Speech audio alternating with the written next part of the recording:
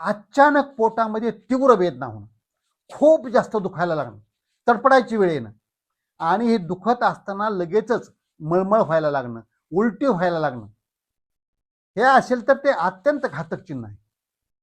जर तुम्हाला आधी उलटी सुरू झाली किंवा आधी संडास सुरू झाल्या आणि नंतर दुखू लागलं तर एवढं हे घातक नाही, हे सर्जिकल कंडिशन नाही. परंतु जर आधी दुखलं आणि दुखून जर मळमळ होऊन उलट्या होत असतील आणि अशा वेळेला संडास होत नसेल तर हे घातक लक्षण असतं.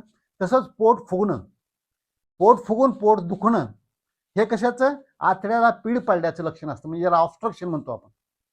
आतड्याला कुठेतरी पीळ पडला आहे त्यामुळे पोट फुगतं, अन्न पुढे सरकत नाही, हे पण अर्जंट, खूप अर्जंट दवाखाना गाठण्याचं लक्षण असतं. तसंच ऍसिडिटी जास्त होणं, ऍसिडिटी होऊन भडाभडा उलट्या व्हायला लागणं, हे पण आहे.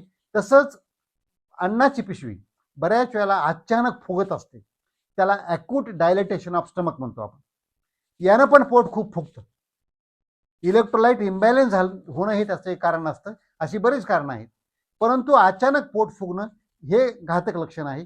तसंच पोटात गोळा उठणे म्हणतो आपण, किंवा पोटामधला गोळा हाताला लागणे, म्हणजे आपण लंप इन ॲब्डोमेन म्हणतो, ते असं लागत असेल तर ते पण दवाखाना लवकर गाठला पाहिजे. तसंच संडासला लघवीला त्रास होणे, मधून मधून रक्त जाणे त्याच्यामध्ये, आणि हा त्रास वरचेवर वाढत जाणे, रक्ताचं प्रमाण पण वाढत जाणे, हे पण घातक लक्षण आहे. तसंच लघवी बंद होणे, अचानक बंद होणे, हे पण लवकर दवाखाना गाठला पाहिजे. तसंच संडास न होणे, काही जणांना 3-3, 4-4, 5-5 दिवसापर्यंत संडास होत नसेल तर लवकर दवाखाना गाठला पाहिजे.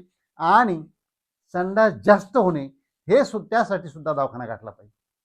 त्याच्यासोबतच तर इतर लक्षणांच्या मध्ये आहे तीव्र ताप येणं, अचानक ताप, म्हणजे 102 डिग्री 3 डिग्रीच्या पुढे चालला, हा ताप जर चालला किंवा मान आखडल्यासारखी होऊ लागली किंवा प्रचंड डोकेदुखी ह्याला जोडून होऊ लागली, कसला रक्तस्राव होऊ लागला कसल्या तरी कारणामुळं, तसंच हा रक्तस्राव थांबत नसला तरी पण हे गंभीर लक्षण आहेत आणि लवकर दवाखाना गाठला पाहिजे. तसंच ॲलर्जी, अंगाला धाबडे सुटलेले, अंग खूप खाजवते, लाल होते, तळहात खाजवतात, तळपाय खाजवतात, कुठं सूज येत आहे, असं होत असेल तरी पण दवाखाना गाठला पाहिजे. तसंच एखाद्याच्या मनामध्ये अचानक जर आत्महत्येचे विचार येत असतील, पुन्हा पुन्हा आत्महत्येचे विचार येत असतील तर त्याला मानसिक रोगतज्ञाकडे नेलं पाहिजे.